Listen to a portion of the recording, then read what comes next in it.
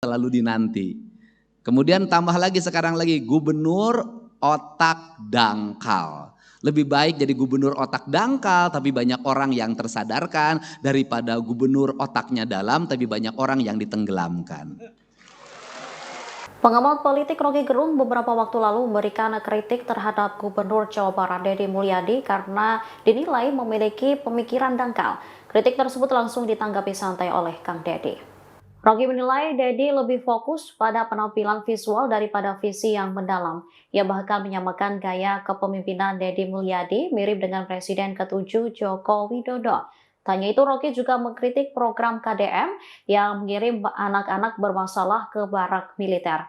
Kebijakan tersebut oleh Rocky dinilai sebagai kebijakan dangkal. Download Tribun X sekarang, menghadirkan lokal menjadi Indonesia.